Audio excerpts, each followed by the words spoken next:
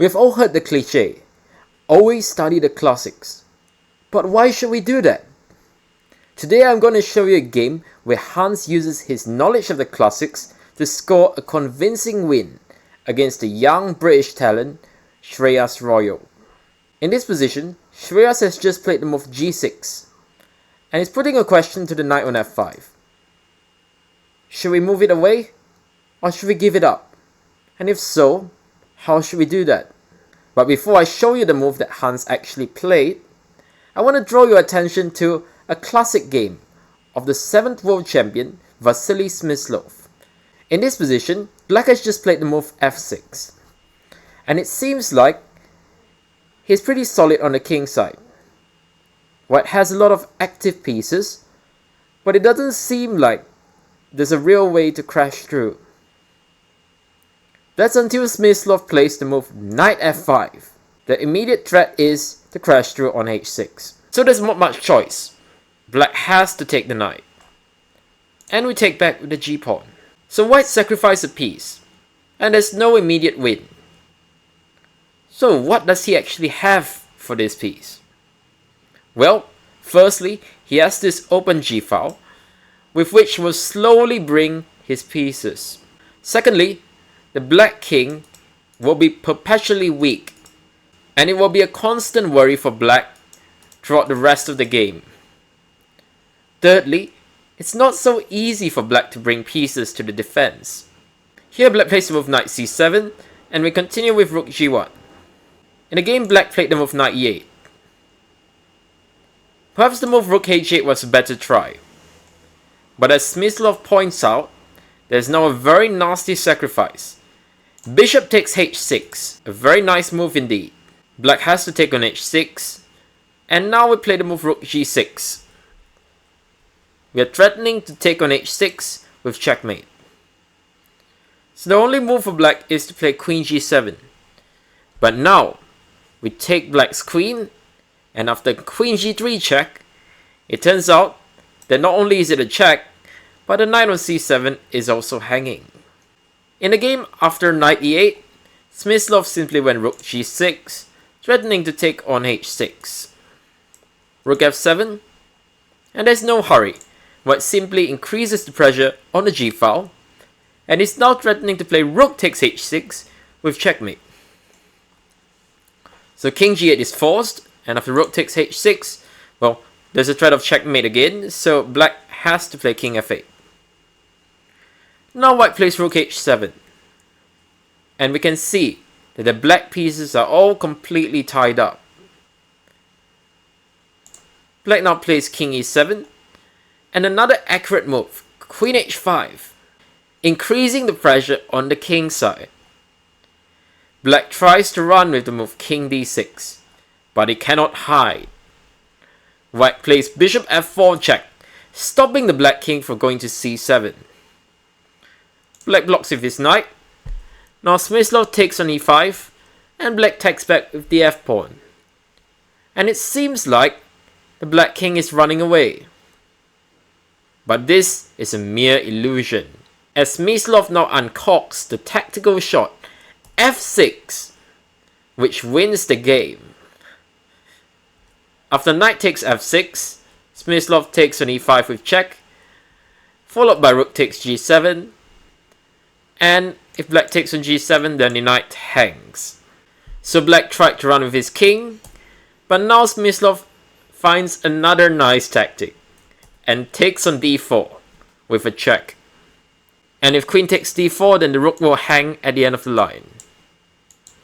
So black plays king b6, but now Smyslov comes up with yet another nice concept and plays b4.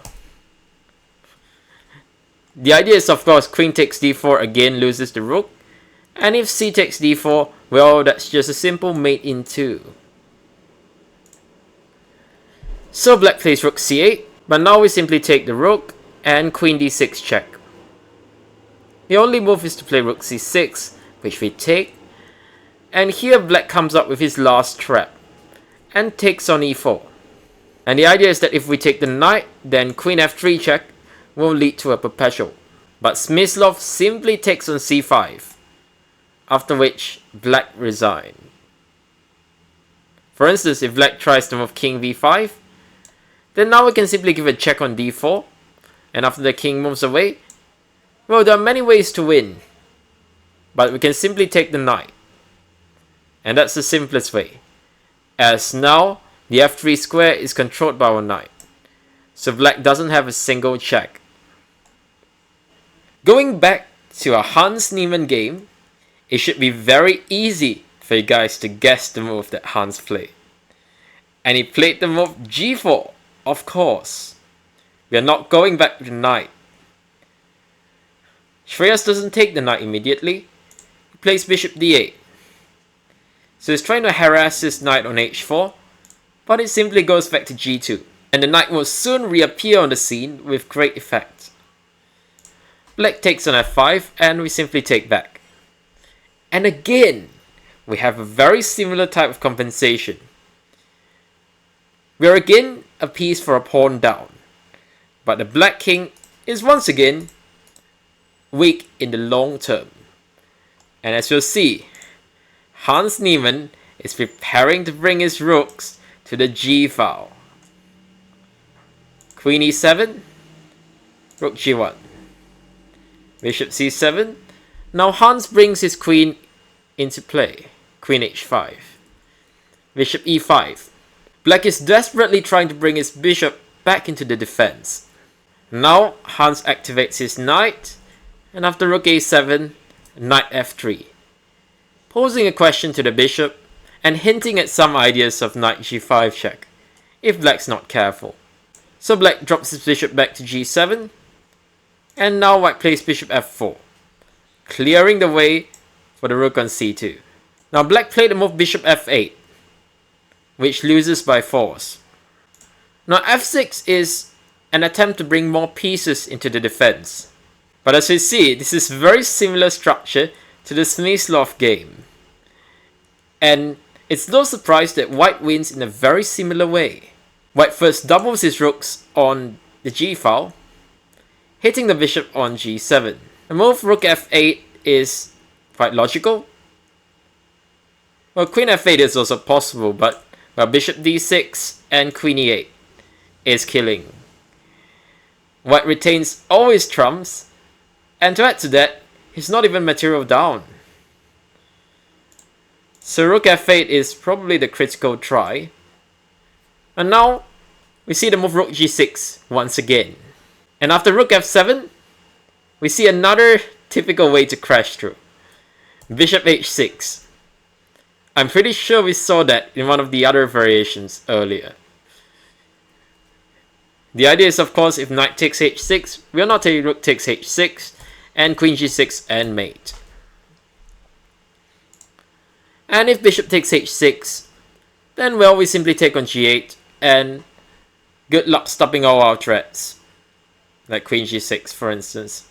At rook g7, we can just take it, winning the queen. In the game after bishop f8, white has a forced win. And Hans, true to form, finds the best continuation. It might seem like the white combination comes up from nowhere, but there's a very strong basis for it. The only black defenders of his king are the knight on g8 and the bishop on f8. And with the next series of moves, white eliminates both of these defenders. Hans starts the move rook takes g8, getting rid of the knight. Black must recapture, and now he gives a check on g2. If black plays king h7, then queen g4 is curtains, as there's no way to stop queen g8 checkmate. So black plays the move bishop g7. But now Hans gets rid of the last black defender, completely stripping the black king bare. Rook takes g7. King takes g7 is again forced, and now white crashes through with bishop takes h6. So if black plays king g8, then queen g4 is checkmate. So black's only try is to play king h7, which, of course, walks straight into a discovered attack. Black must move the king as its check. And now white simply takes the queen. And a final move, f6. And black resign. Because the most he can do is give a couple of checks. After the king walks away, well, it's just gonna be mate. Simply queen h6 and queen g7 is unstoppable. I hope you enjoyed this game, and if you'd like to see more Hans Niemann games, click here.